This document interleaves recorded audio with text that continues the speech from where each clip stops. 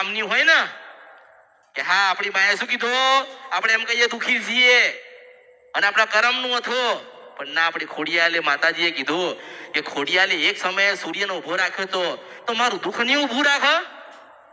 એવો વિશ્વાસ તો હોવો જોઈએ ને. ખોડિયાલનો વિશ્વાસ હતો કે મેં એને ઈશારો કર્યો છે એટલે આગો પાછો નહીં થાય. એવી રીતે તમને વિશ્વાસ હોવો જોઈએ. અમે મારી ભાની ભક્તિ કરું છું, મારા જીવનમાં કોઈ દાડો દુઃખ જ નહીં આવે. મેળવી છું.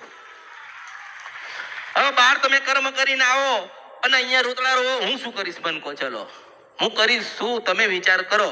આજે તમે કોઈના 5 લાખ લીધા હોય ને તમે ના લો, એમાં મારો દોષ છે? તમે દુઃખી થયા એમાં હું શું કરીશ?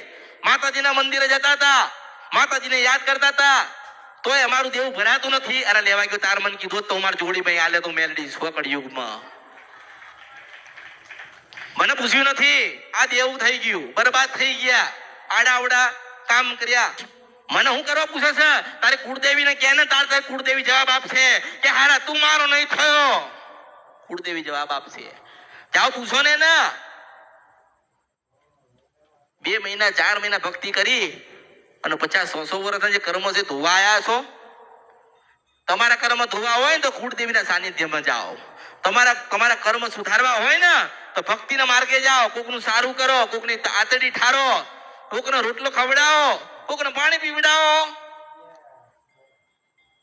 આવું કરવું નથી. આ તો કે માતાજીને ત્યાં જઈશું ને સુખી સુખી સુખી થઈ જશે. અરે હું તને સુખી કરીશ, પણ તારા જીવનના જે હથિયાર છે તો મૂકી દે. કોક તારી પાસે 5 રૂપિયા માંગે છે તો વાયદો તો કર કે ભાઈ 2 મહિને 6 મહિને કે 12 મહિને હું તમને આલી દઈશ, થોડા થોડા કરીને એવો વાયદો તો કર. પણ તું એવું કહે છે કે હું તો માતાજીના ત્યાં જાઉં છું એટલે મને કશું થશે? તમને થાય ને. કારણ કે તમે જેના પૈસા લીધા હોય એના નાના બાળકો હશે ને, એની માતા પિતા હશે ને, એની કુળદેવી હશે ને, એના દાદા બેઠ્યા હશે ને. કોઈ નહીં હોય તો એને પરમાત્મા છે કે આ માણસ મારું આવું કરી ગયો, ભગવાન તું જોજે. એટલે ભગવાને પાછો જુઓ ના. કર્મ સુધારો, ભૂલો સુધારો, સત્યના માર્ગે જાઓ, ખોટું બોલશો નહીં, સત્ય બોલો. આજે તમે દેવાદાર હોય ને, દેવાદાર તો સત્ય કહો. મારી પાસે કશું જ નથી, મને મારી મેરડી ઉપર વિશ્વાસ છે કે 12 મહિને હું તને તારું લેણું પૂરું કરી દઈશ.